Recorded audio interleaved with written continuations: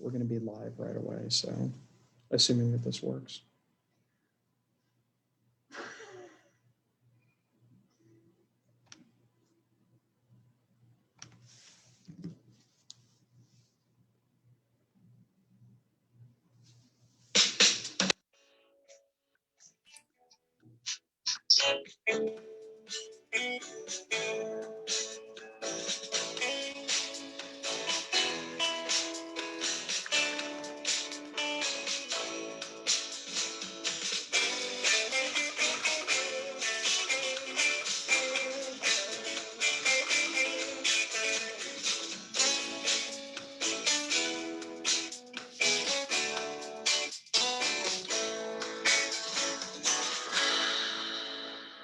Welcome everybody to the 12 o'clock show with Mayor Joe, and so far no technical issues. So we've got some good things going on with that. Joining me today is our Parks and Rec Director, fabulous Donna Bauman. Thank you, Donna, for joining us today. You're welcome. Good afternoon, everyone. Happy to be here. Oh, it's got a lot of good things to go over today, and I know we've got a number of questions that were submitted ahead of time. So that's why Donna's in her office, because she has to have her a very large stack of information ready and at her disposal to answer some of these questions. But we're going to start off talking about a couple of things. First of all, happy National Police Week. This is Light Up Ohio is Blue. So if you were able to come out last Friday and Saturday to pick up blue light bulbs to support our police department here at City Hall, we'll make sure you have those up and out over the next couple of days. Special thanks again to the Lions Club for their donations and other anonymous donors that brought in those light bulbs to get passed out. Also have a brief Rumpke update. Today is Wednesday, so this begins the will Rumpke be on time or not questions, and the answer is no, they will not be on time. We are still asking everybody to go ahead and put out their garbage just as they normally do. However, most likely what will happen is we'll get notified late today or early tomorrow that Rumpke is running behind because of their staffing issues that I mentioned earlier this last week. Some staffing issues that they're having difficulty with to make sure that all of the routes that they're doing today, tomorrow, or today, yesterday, and Monday are all on pace to finish up and get here on time for tomorrow. But they'll be here tomorrow as well as Friday. And if things are working really bad, then hopefully Saturday as well. They are working to improve their staffing. They have increased their starting wage. They've also added stay-on bonuses and sign-on bonuses. But you know that there are a lot of things out there. There's a high demand for people that have CDL licenses. Summertime is when construction season's going on, so a lot of CDL drivers are out there. So it's a competitive job market, and so hopefully Rumpke's taking those steps to go ahead and make sure that they improve service. The trash will be first, followed by recycling, and then finally yard waste. Yard waste is not the biggest priority, though I know it can be the messiest because it's in brown paper bags, and apparently it rains a lot here in Ohio. So those kind of the integrity of the bags are kind of weak at times. All right, so out of all of that, let's get to the really fun stuff here. Donna, you and I have now this is your next appearance on the show, and this is a little bit different than last year because this year you actually got to do stuff this summer. Absolutely, we're excited. We're looking forward to it. So how is your department? How is everybody at Parks and Rec? How are you adjusting to a more typical year? And most importantly, are you still looking for additional staffing? So to answer the first part of the question, the typical year, we're really excited to be back to a typical year. We really missed planning and programming and meeting with the public. So we're looking forward to it. Everybody has said, wow, we missed this. It's a lot of work, but we really, really enjoyed it. So looking forward to that. And yes, we are still looking for staff. So we are looking for site supervisors. Those would be the individuals that you see at, say, the games, at special events.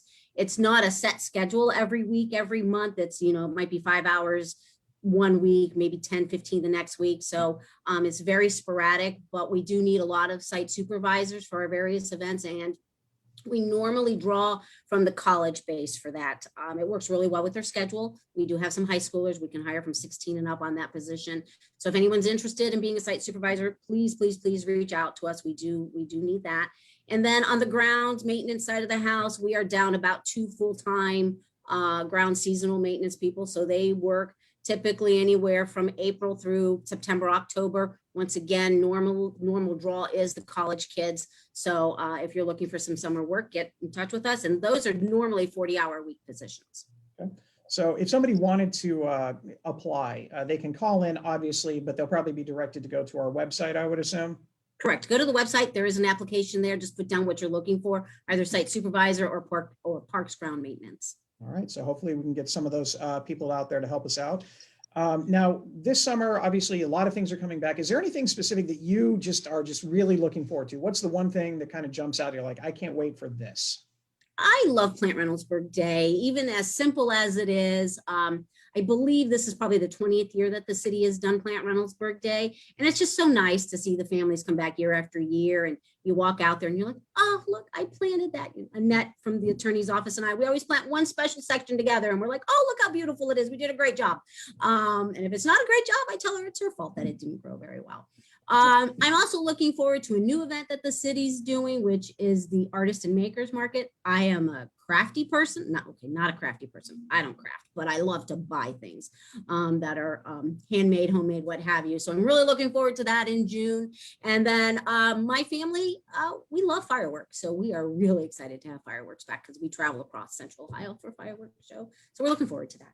All right. Well, those are always good. I know that I've been at Plant Reynoldsburg for a number of years, and I'm going to assume that no matter how well or not well my plants are put in, no one comes in after and adjusts things. I heard a rumor that might occasionally happen, not specific to me per se, but just in general. But I'm going to pretend that doesn't happen. Very good. Let's pretend. Yep. Let's go with that.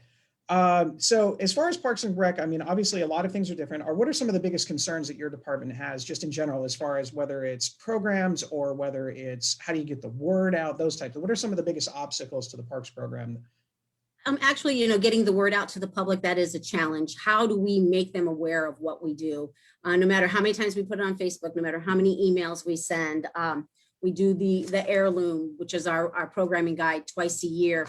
It always gets missed. So someone's like, I didn't know that was taking place. So trying to figure out ways to, make sure we get that word out and keep the public informed is like you said, it's always a challenge. And also making sure we are bringing programming in across all demographics. We want to make sure that everybody feels included. They are included. Our programming is inclusive, and we just want to make sure we can reach all of our demographics.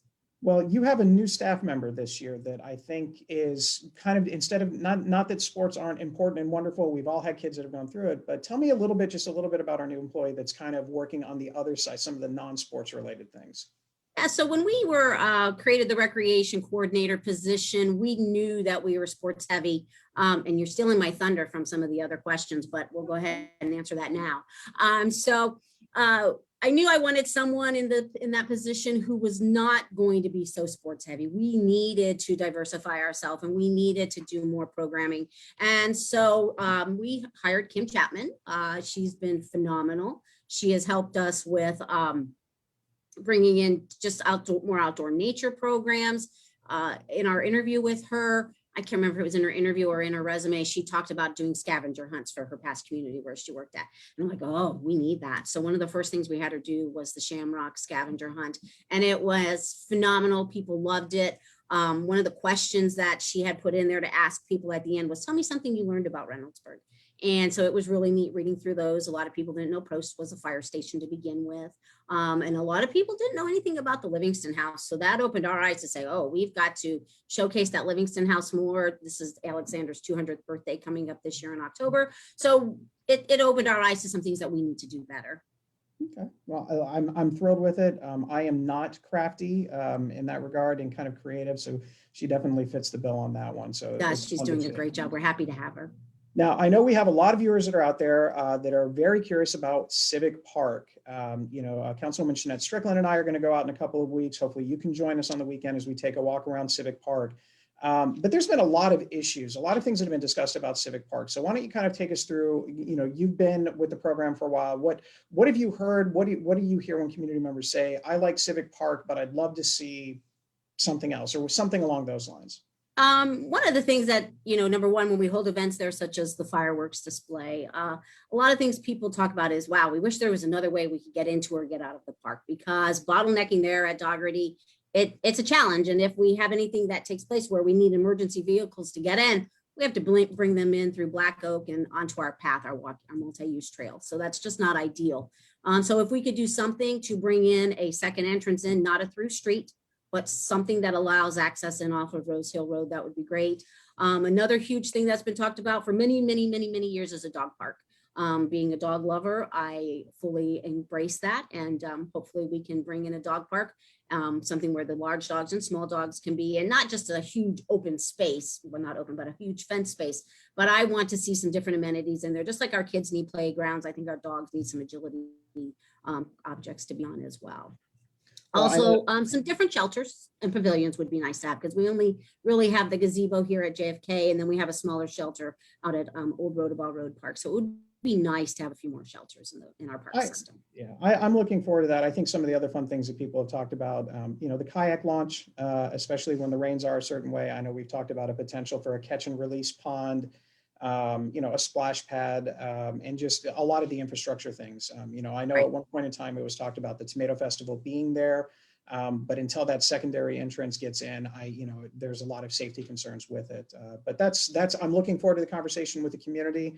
I know that definitely we have a list of about 1,000 items that people would love to see at Civic Park, and we have a lot of people that are concerned that they don't want too many things changed. They still want to be able to have a park space where they can walk and they can enjoy the nature aspect of it. But there's a lot of room out there that I think most people don't realize that it's not what you see when you pull in, that there's a lot more to Civic Park than what you see just from a car point of view.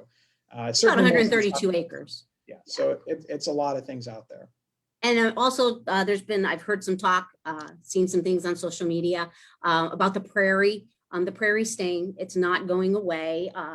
The prairie will be incorporated into whatever design we select. And the Frisbee golf is one that has been talked about a lot. And we can put a Frisbee golf course through that prairie very easily. Another item we're going to address is to try to look at some of the flooding issues that we have out there too. Yeah, I think when we looked at some of the initial concept drawings, there were a number of, I guess you'd say, larger retention ponds to try and suck up as much of that water so that way it doesn't get into any of the neighborhoods and things like that moving on. Or to create some rapids for those kayaks for people to kayak to work, which I know people have actually said that they'd want to try and do that. So there you go. There you go. Last one, this is another one, and I know I've been told that I have there's a pretty big following out there from our senior citizens, and they might be paying attention right now. So I'm sure they would appreciate any update on our senior center. Obviously a lot of things have changed. A lot of people are getting more vaccinated. Rules are changing every day as far as the relaxation of everything. So do you have any updates you want to share specifically about the senior center?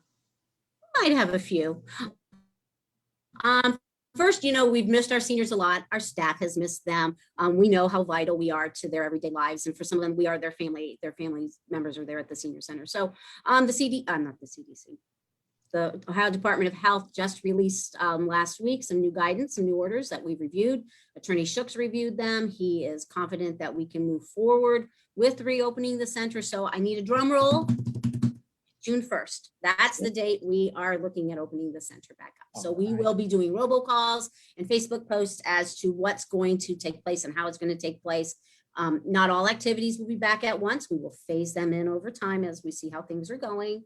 And there'll be some pre-registration and all the details. The members will receive that via robocall, email, and through Facebook. The SCORE Facebook page. Well, that's going to be phenomenal news. I know a lot of people are ready for it. Usually when I go out and I help pass out some of the lunches for the seniors the last few months, one of the most pertinent questions is, well, one, is there any candy? And then the next one right after that usually comes in, when are we opening back up? So that's good to hear.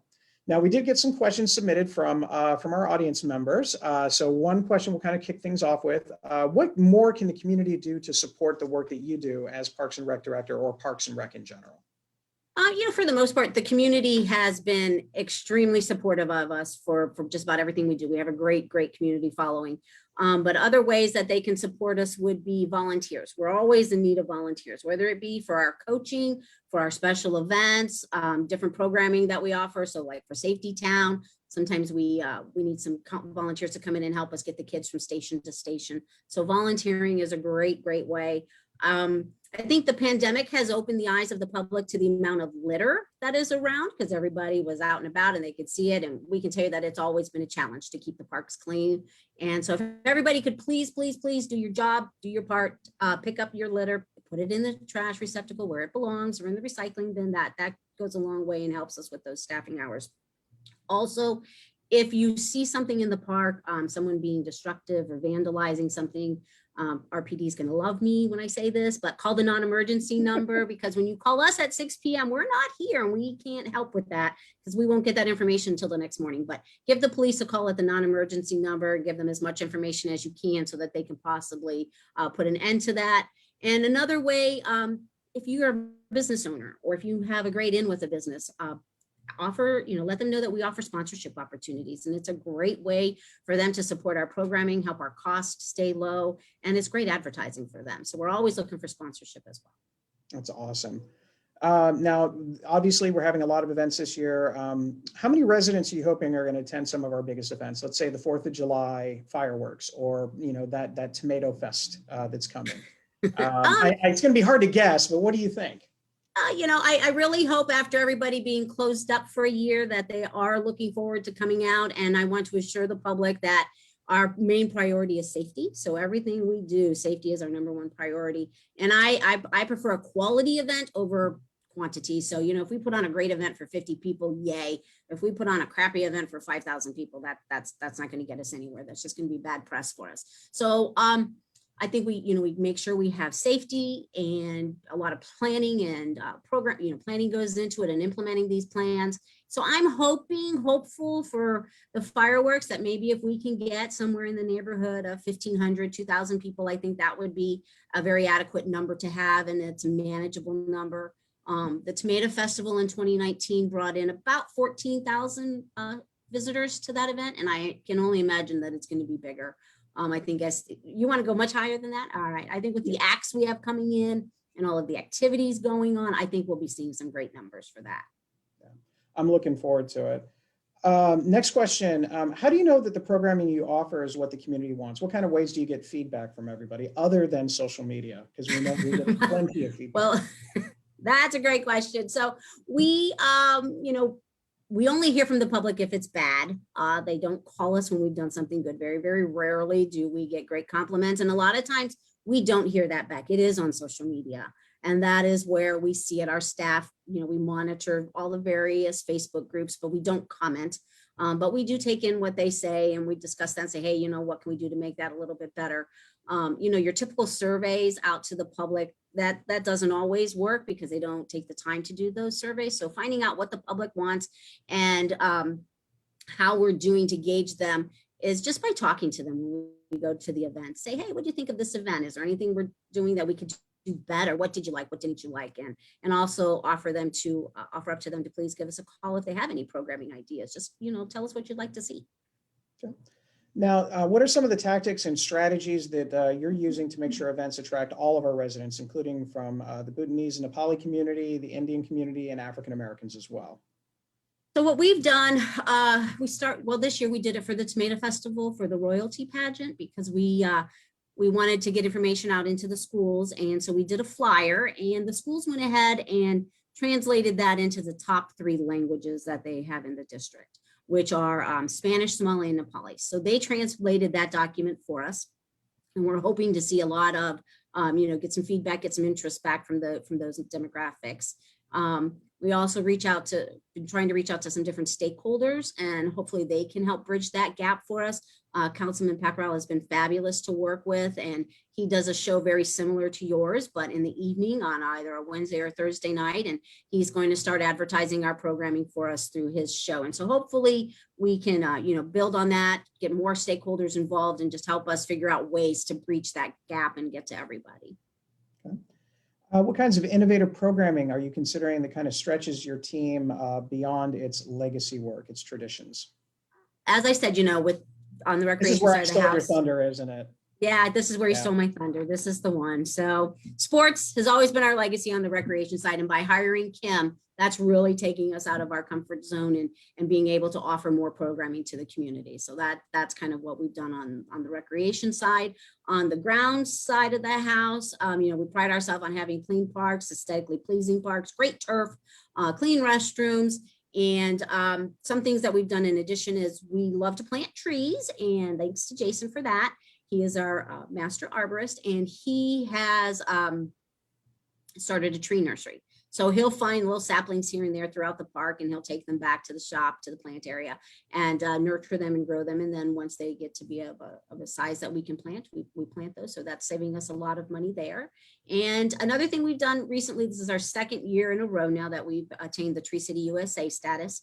We'd had it many, many, many years ago, but there is a lot of documentation involved, and no one wanted to take on that, count how many trees you plant, how many trees you remove, how much invasive species. And so Jason has once again taken that on, and we've been able to get Tree City 2 years in a row. So that's kind of a little bit outside of what our comfort zone was. All right.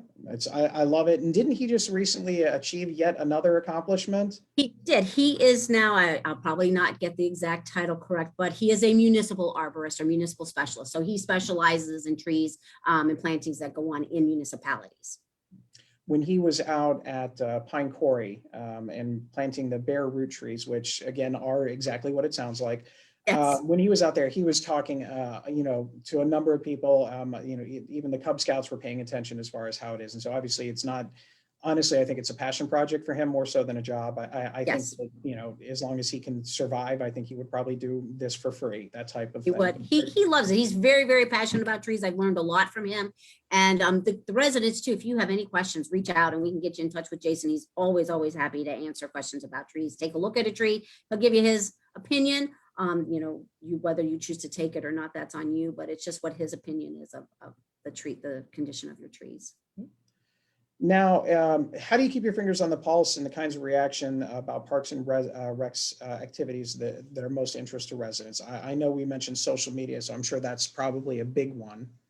It is social media, also talking to the public, that's huge.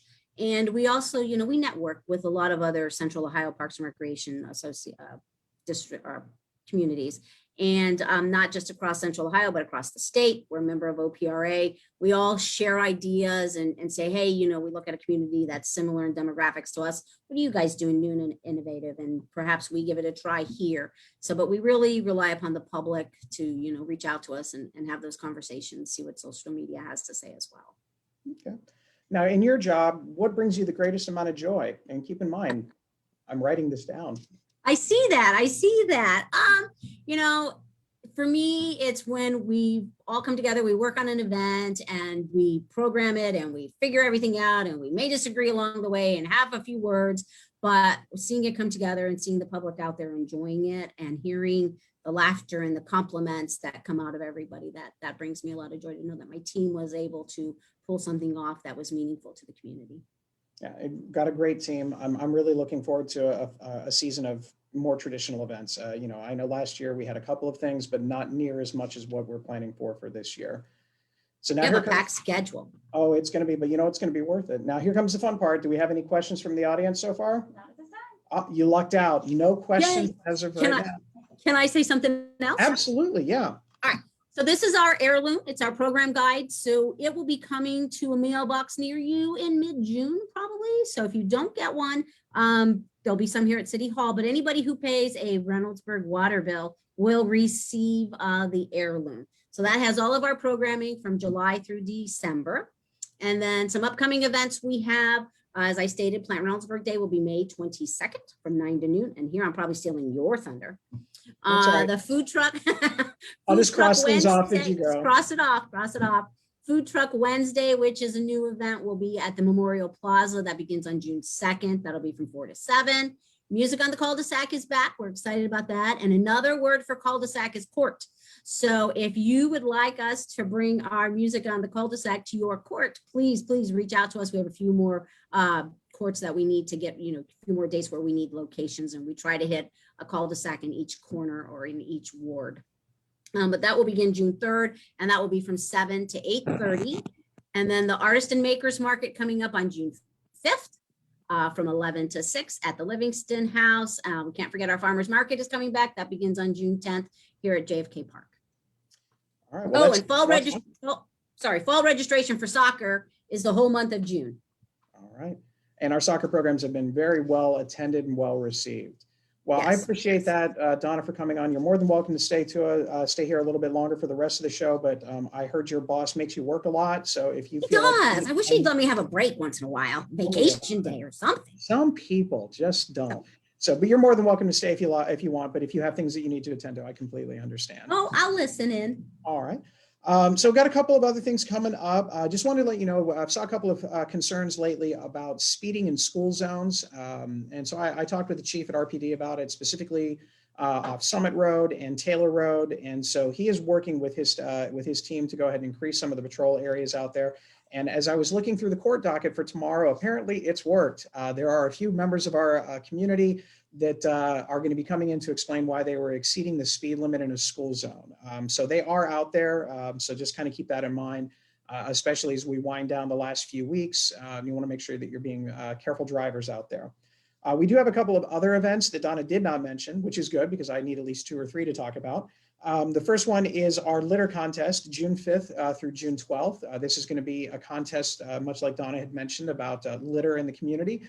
You don't have to get a team together. You don't have to have 30 people or anything else like that. But basically, it's just you. And if you gather litter, take a picture of yourself and send it to us here at City Hall. And then you'll be entered into a contest where you'll have the opportunity to win gift cards from Wendy's, Nothing Bundt Cakes, Ohio Select, Raider Nutrition, Starstruck, and Canes.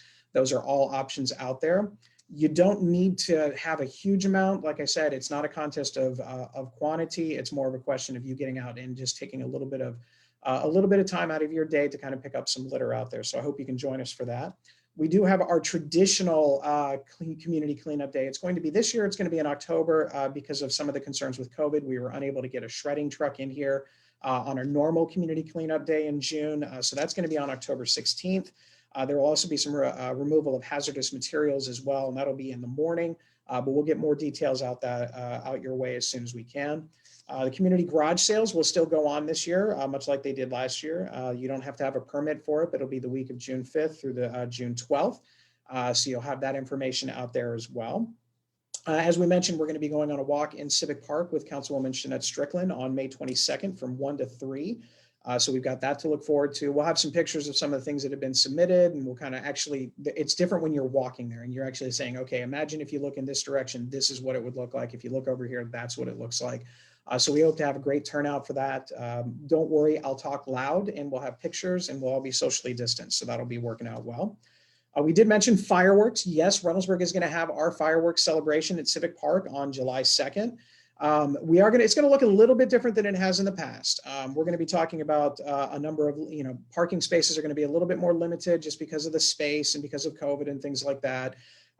So there'll be some parking spot availability, and we're working on finalizing some of those details to get all that information out to you. But we are having the fireworks. They're at Civic Park. Probably no bounce houses this year, but we're hoping to have a few food trucks out there for people to kind of enjoy a little bit and enjoy. We're also, I believe we're going to have music for the first time that will be kind of accompanying with everything with our fireworks. So it's not going to be completely synced, but we're going to work on that for next year. But at least there'll be some music out there. And I do believe Lee Greenwood will obviously make his traditional appearance on that. We also have the next day, bright and early, is our 4th of July parade hosted by the Community Association. That's going to be actually on July 3rd.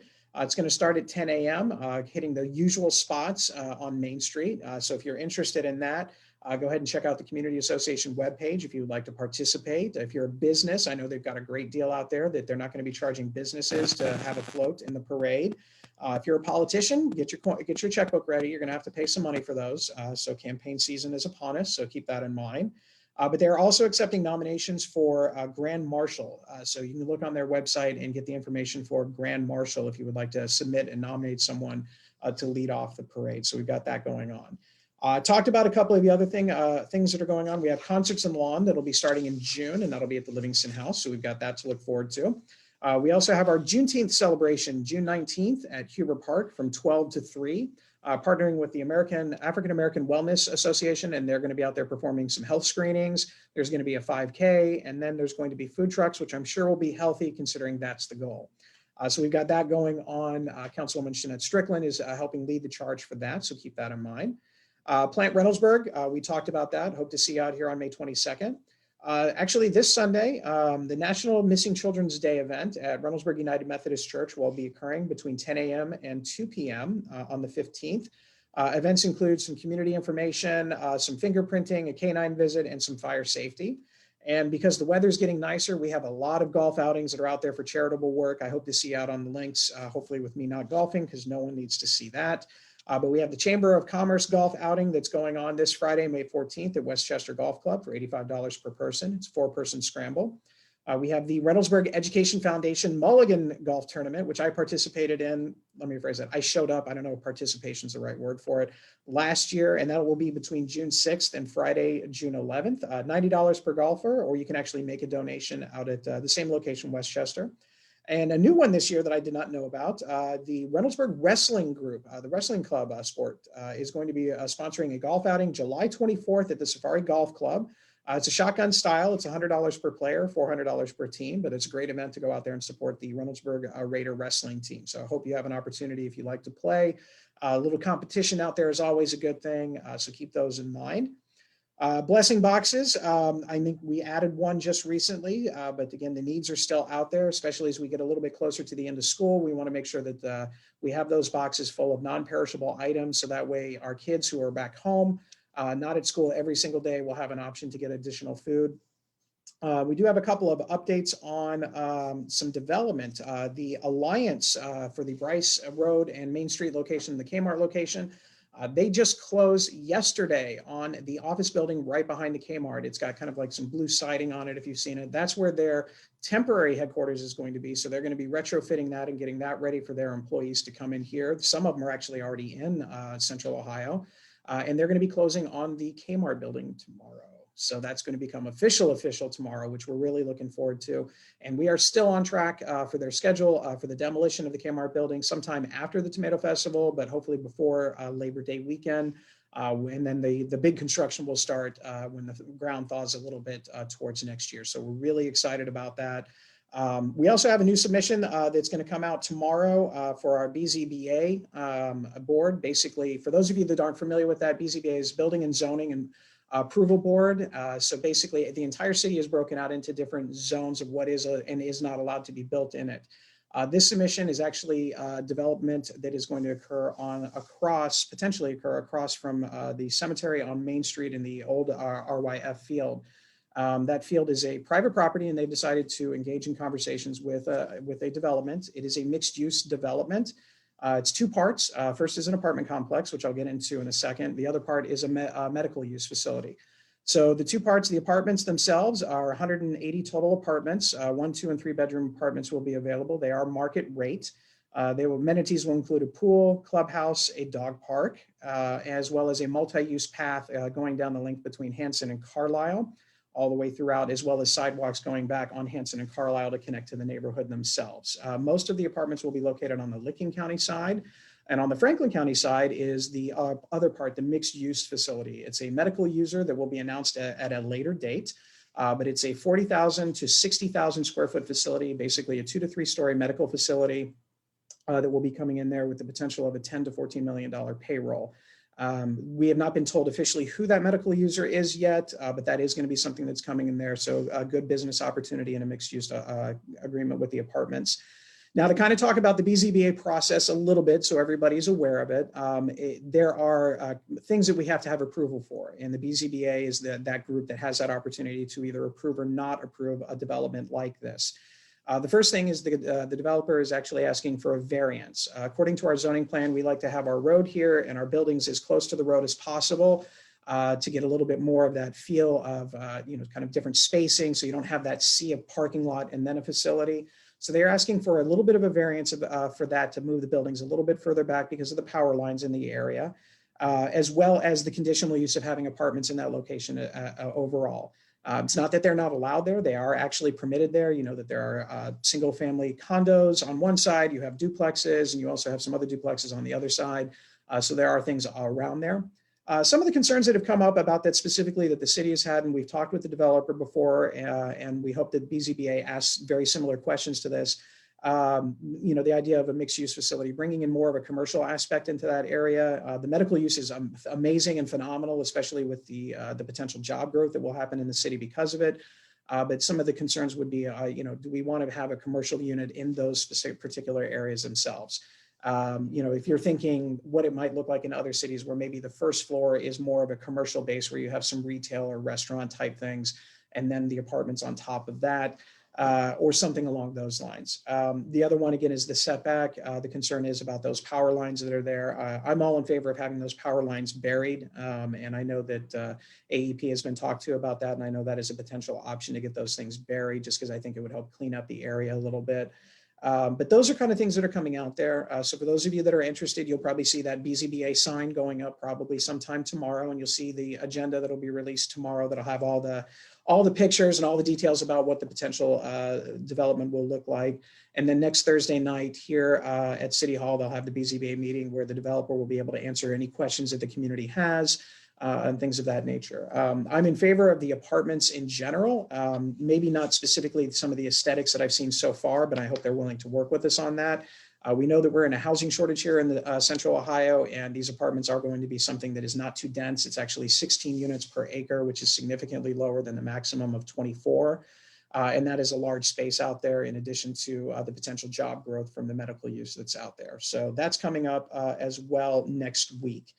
Also next week, we'll have our next guest, Reynoldsburg City School Board President, Debbie Dunlap, will be talking to us in case anything fun's going on in our school district as we wind out the school year.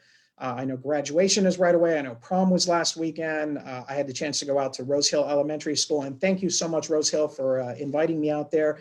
I got to see kids having about as much fun and normalcy as I've seen all year. They were out having fun. They were in line for Kona Ice, and they were eating it, and they were just having a blast. And it was just really nice to see, especially after a long year. The classes that I got to see were kindergartners. So as frustrating as it has been for a lot of us to see kids going into school, you know, at least they knew what school used to look like before this year. Those kindergartners, this is all they've ever known. And to see the smiles on their faces and to see how fun they were there, like the Kona ice cream was the greatest thing ever, which is awesome. But again, those are kind of the things that I got a chance to see yesterday. Any questions? No questions. All right. Well, I'll take that while I can. But I look forward again to having Debbie Dunlap on next week. Donna, again, thank you so much for everything that you and your team do. I look forward to having this great season of events that, you know, we actually do something, as opposed to last year where I became, you know, the mayor of Canceltown and had to do a lot of those things. So I'm looking forward to it for all these big things coming up. For everybody else out there, please remain, you know, stay safe. You know, still the COVID's still out there, so make sure you maintain that. If you want to get your vaccines, I believe pretty much everybody is open to get it 18 and up. And I do know, I think the CDC guidelines are going to be reducing the age from 12 to 15 so people can get those vaccines as well. I know a lot of local places are almost doing walk-up vaccines, so you can go ahead and do it because the initial surge of everybody wanting to get those vaccines has kind of subsided a little bit. And as always, when you go to the grocery store, please put your shopping carts away. It is not very difficult. All you got to do is, you know, some of them are very confusing. There's one that says small cart and another one says large cart. Put them in there one way or another. They'll figure it out. But again, try and get those shopping carts away. Everybody else have a wonderful rest of the day. Stay patient with the traffic on Main Street. This is how it's going to be for a while, but we'll provide more updates on that as we kind of go along. Everybody else have a wonderful time. And thanks again, Donna. We'll see you, everybody. Thank you. Bye. Bye.